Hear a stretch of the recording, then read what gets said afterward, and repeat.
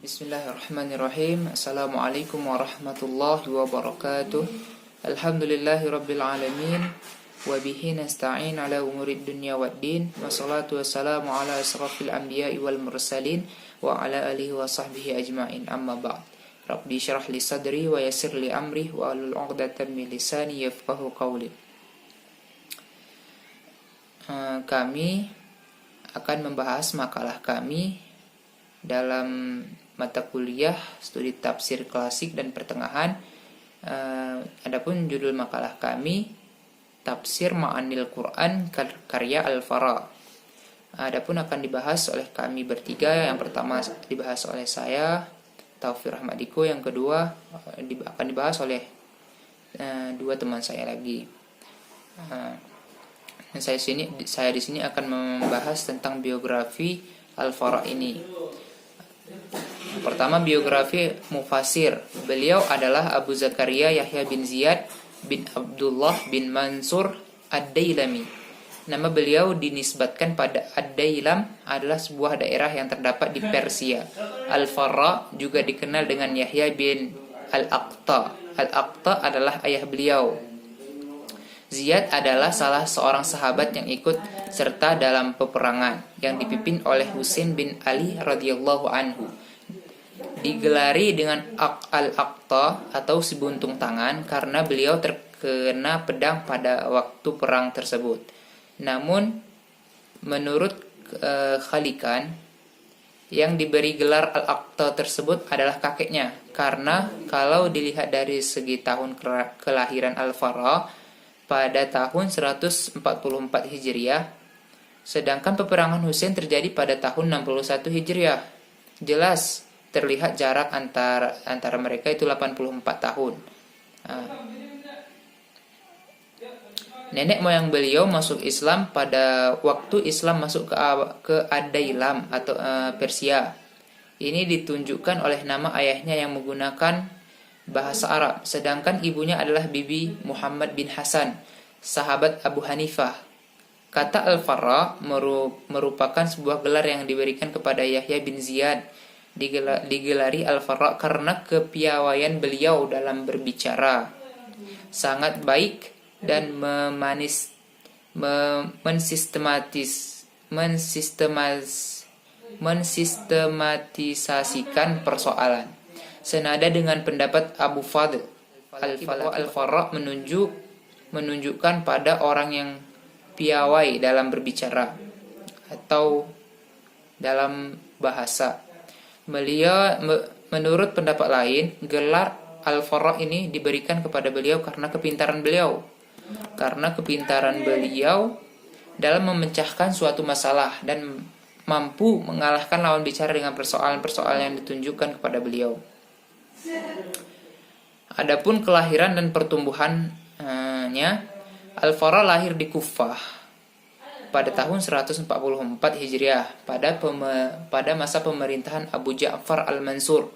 Kufah pada waktu itu adalah salah satu dari dua kota yang menjadi kota pelajar pada masa itu, di mana berbagai ilmu pengetahuan berkembang pesat, dan di kota banyak ditemui para ulama-ulama terkenal. Kufah merupakan kota pilihan Al-Farra untuk menuntut ilmu. Dapat kita lihat bahwa sebagian besar guru beliau berasal dari Kufah, di antaranya adalah Qais bin Rabi, Mandal bin Ali, Abu Bakar bin Ayyash, dan Al-Kisai, serta Sufyan bin Uyainah.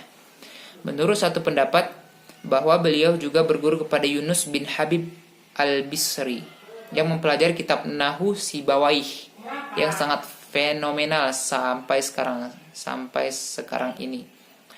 Selain itu, kota kelahiran Al-Farra merupakan pusat studi filsafat, leksiografi, dan gramatika sebagai perangkat penstabilan bahasa Arab. Al-Farra mempunyai kekuatan hafalan yang sangat kuat, bahwa setiap beliau transfer ilmu dari sang guru, beliau tidak pernah mencatat, semuanya dihafalkan. Hannad bin Sirri mengatakan bahwa selama beliau satu perjuangan dengan Al-Farra dalam menuntut ilmu, tidak pernah sekalipun Al-Farra menulis apa yang beliau dengar. Hanya saja apabila mendengarkan suatu pernyataan yang berhubungan dengan tafsir dan bahasa, maka beliau akan berkata kepada sang guru, ulangilah sekali lagi untukku wahai guru. Menurut Hanad, Al-Farra menghafalkan setiap yang dia butuhkan.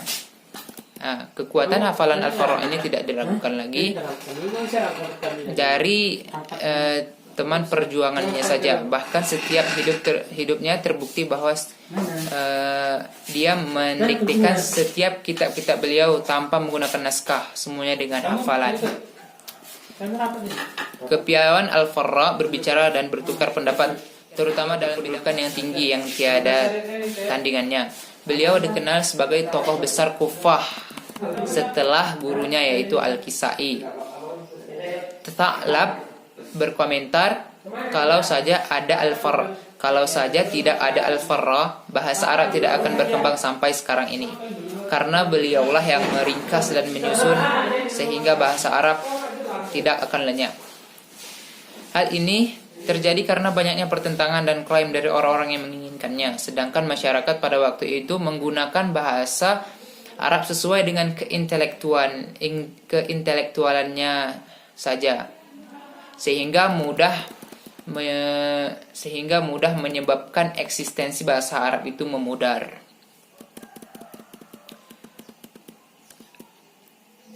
Dan pertemuan Al-Farra dengan Khalifah Al-Ma'mun melalui perantara Thumamah bin Al-Ashiras Al-Mu'tazili. Pada suatu kesempatan, Thumamah menguji Al-Farra dalam beberapa bidang keilmuan.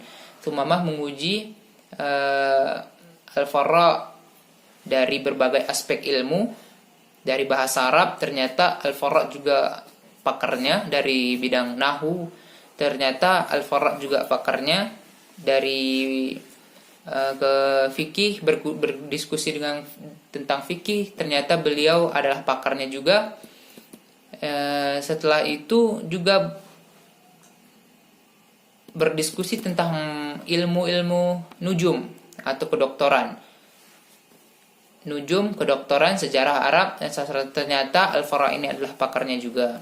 Setelah melakukan diskusi tersebut dan menyaksikan kecerdasan Al-Farra dalam berbagai bidang ilmu, kemudian Thumamah memberitahu Khalifah Ma'mun. Kemudian beliau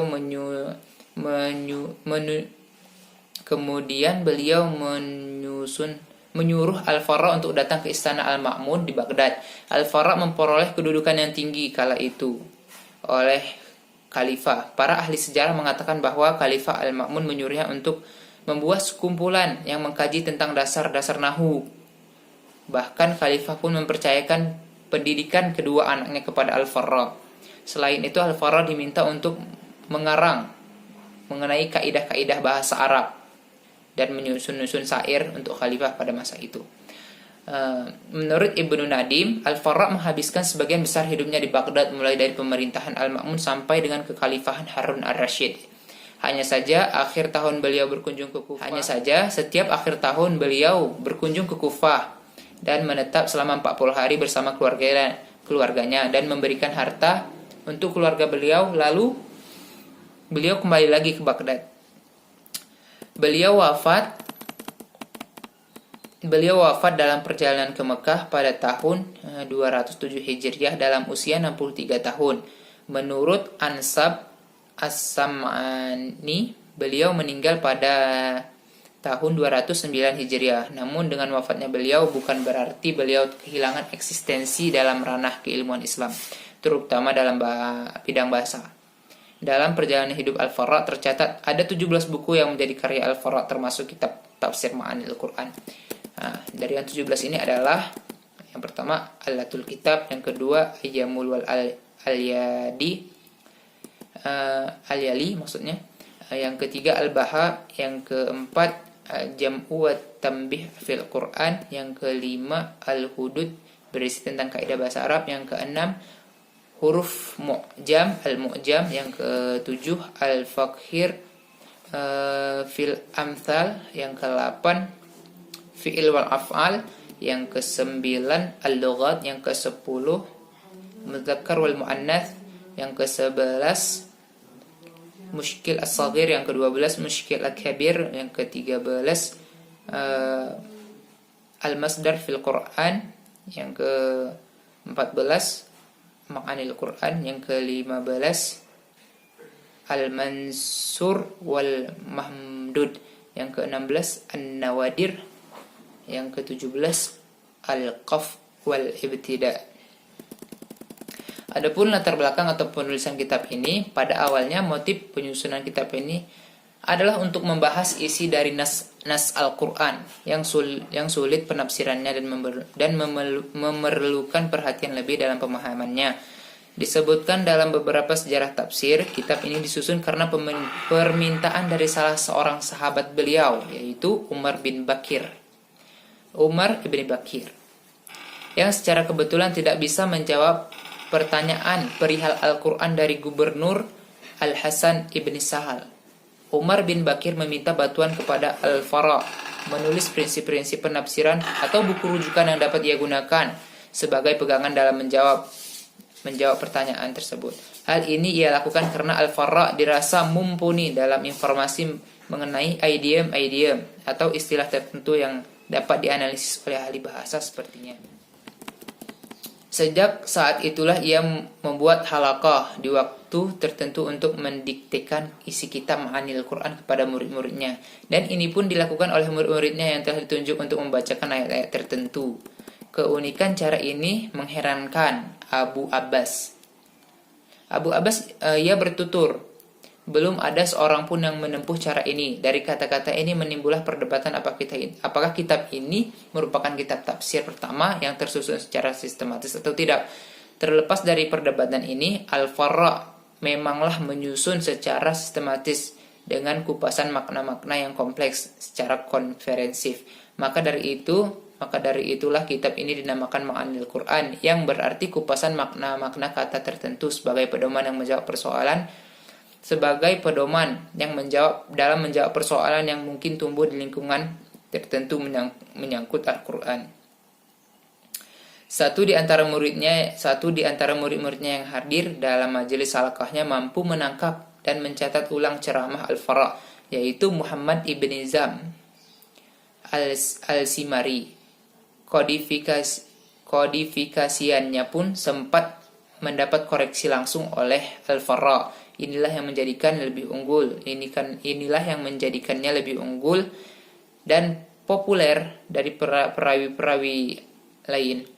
Namun menjadi salah satu kelemahan kitab Ma'ani ini masih terkesan parsial atau mistik, atau hal ini menaruh minat pada unit-unit tertentu, atau juga hal itu dikarenakan pada dasarnya kitab itu hanya menaruh minat pada unit tertentu dalam sebuah ayat. Sekian dari saya, mungkin akan disambung lagi oleh teman saya. Bismillahirrahmanirrahim. Nama saya Ajwar Anas. Saya akan melanjutkan pembahasan atau menjelaskan mengenai tafsir Ma'anil Quran karya Al-Farra. Nah, di sini saya akan menjelaskan tentang latar belakang atau penulisan kitab tersebut.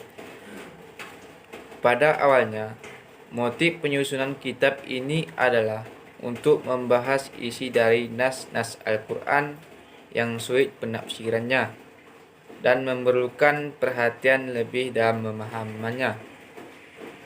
Disebutkan dalam beberapa sejarah tafsir, kitab ini disusun karena permintaan dari salah seorang sahabat beliau, Umar ibn Bakir, yang secara kebetulan tidak bisa menjawab pertanyaan perihal Al-Quran dari gubernur Al-Hasan ibn Sa'ad.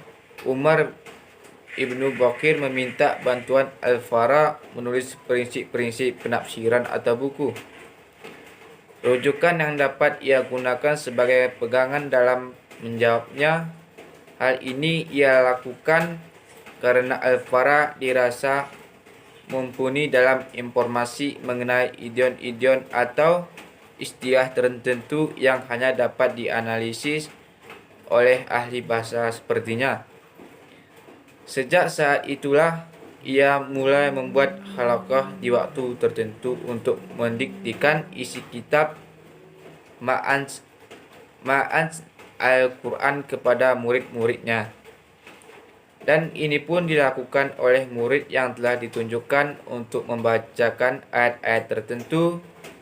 Keunikan caranya ini mengherankan Abul Abbas. Ia bertutur, belum ada seorang pun yang menempuh cara ini. Dari kata-katanya ini menimbulkan perdebatan apakah kitab ini merupakan kitab tafsir pertama yang tersusun secara sistematis atau tidak. Terlepas dari perdebatan ini, Al-Fara memanglah menyusutnya secara sistematis dengan kupasan makna-makna yang kompleks secara komprehensif. Dari itulah kitab ini dinamakan Ma'an Al-Quran, yang berarti kupasan makna-makna kata-kata tertentu sebagai pedoman dalam menjawab persoalan yang mungkin tumbuh di lingkungan tertentu menyangkut Al-Quran. Satu di antara murid-muridnya yang hadir dalam majelis halaqahnya mampu menangkap dan mencatat ulang ceramah Al-Fara, yaitu Muhammad ibnu Al-Jaham Al-Shimari. Kodifikasiannya pun sempat mendapat koreksi langsung oleh Al-Fara. Inilah yang menjadikannya lebih unggul dan populer dari perawi Ma'an Al-Quran lainnya, namun menjadi salah satu kelemahannya. Kitab Ma'ani ini masih terkesan parsial otomatik. Hal ini dikarenakan pada dasarnya kitab ini hanya menaruh minat pada unit-unit tertentu dalam sebuah ayat. Dan selanjutnya poin selanjutnya mengenai sistematika penafsiran dan sistematika penulisan tafsir tersebut. Sistematika penafsirannya yaitu tergantung kesepakatan para qira dan penulis mushaf. Dan sistematika penulisannya itu ada 3. Pertama, mushafi, yaitu penyusunan kitab tafsir dengan pedoman pada tertib, susunan ayat-ayat dan surah-surah dan mushaf. Kedua, yaitu nujufi, yaitu menafsirkan Al-Quran menurut kronologis turunnya surah-surah Al-Quran. Dan yang ketiga, maudhu'i, yaitu penafsiran Al-Quran berdasarkan topik-topik tertentu kemudian ditafsirkan. Dan poin selanjutnya mengenai sumber penafsiran. Ungkapan yang tegas tentang para ahli qiraat dan para penulis mushaf apalagi ditempatkan di permulaan penafsirannya, dan diulang beberapa kali menunjukkan bahwa posisi para ahli qiraat sebagai sumber penafsirannya Al-Fara sedemikian tinggi. Dalam hal ini ia tidak mengorek bagaimana penafsiran Nabi dan generasi pertama seperti yang dilakukan At-Tahabari misalnya. Dengan demikian dijelaskan bahwa bangunan tafsir Al-Fara berorientasi secara mayor kepada penafsiran ahli bahasa dan ahli qiraat Al-Quran. Terkait dengan sumber penafsiran yang digunakan oleh Al-Fara dalam penafsiran Al-Quran, setidaknya terdapat 4 sumber, yaitu pertama, Nahu, karena sumber pertama keilmuan yang dialami adalah ilmu kebahasaan, khususnya Nahu. Kedua, qiraat, untuk mengetahui suatu bacaan. Ketiga, asbabun nuzul, itu untuk mengetahui sebab ayat itu turun. Keempat, keindahan susunan bahasa Al-Quran seperti kinayah dan lain-lainnya. Assalamualaikum warahmatullahi wabarakatuh. Nama saya Alsa Alki. Saya akan melanjutkan pembahasan berikutnya, yaitu komentar menurut Muhammad Abduh. Menurut Muhammad Abduh, mengkritik penafsiran ini dinilainya bukanlah sebagian tafsir, tetapi lebih merupakan latihan praksis di bidang kebahasaan sebagai para mufasir untuk menjadikan Al-Quran sebagai objek penerapan teori linguistik. Tafsir ini dinilai Abduh menjauh dari tujuan pokok penafsiran, yakni untuk mengungkapkan pesan-pesan Al-Quran dan menjadikan sebagai kitab untuk petunjuk buat manusia.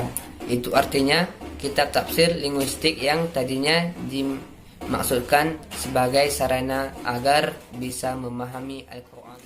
Selanjutnya contoh tafsir ma'anil Quran. Salah satu contoh dalam tafsir ma'anil Quran karya Al-Fara yaitu terdapat dalam surah Al-Fatihah ayat 100 sampai 7. Ayat 1 sampai 7.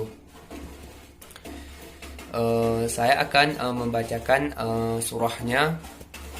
Bismillahirrahmanirrahim. Alhamdulillahi rabbil alamin. Ar-Rahmanir-Rahim. Maliki yaumiddin. Iyyaka na'budu wa iyyaka nasta'in. اهدنا الصراط المستقيم صراط الذين أنعمت عليهم غير المغضوب عليهم ولا الضالين آمين. Mungkin artinya tidak usah saya bacakan karena teman-teman juga tahu. Dalam surah Al-Fatihah ini tidak semua ayat dijelaskan oleh Al-Fara ataupun ditafsiri. Beliau hanya memilih beberapa kata yang mungkin perlu untuk dikupas lebih lanjut. Dalam surah ini, penafsiran beliau hanya berkonsentrasi pada i'rabnya saja, seperti Alhamdulillah, ghair, dan la pada potongan ayat terakhir surah Al-Fatihah, yaitu waladhdallin. Menurut Al-Fara, pada firman Allah Alhamdulillah terdapat 4 macam versi, yaitu pertama, pada mayoritas ulama ahli qiraat adalah mengatakan membaca rafa, yaitu alhamdu. Yang kedua dengan membaca nishab, yakni alhamdulillah. Golongan ini berpendapat bahwasanya kata alhamda bukanlah bentuk isim, kata benda ataupun kata benda, melainkan masdar. Dalam hal ini boleh membaca dengan alhamdulillah. Dan selanjutnya dengan membaca khafat, yakni alhamdulillah. Kelompok ini beralasan bahwa kata tersebut telah populer pada lisan orang Arab, sehingga seakan-akan keduanya merupakan satu kesatuan. Dan keempat yaitu dengan membaca rafa, yaitu huruf dal dan lamnya, yakni alhamdulillah. Kelompok ini berargumen bahwasannya bacaan itu sesuai dengan kebanyakan nama Arab yang pada kata tersebut terkumpul 2 dumah, seperti kata al-huluma wal uquf. Pada bagian lain dalam kitab tafsir, Al-Fara menjelaskan di antara kebiasaan orang Arab adalah menjadikan 2 kata seakan-akan satu. Mungkin sekian yang dapat kami presentasikan. Lebih dan kurangnya kami minta maaf. Wabillahi taufiq wal hidayah. Assalamualaikum warahmatullahi wabarakatuh.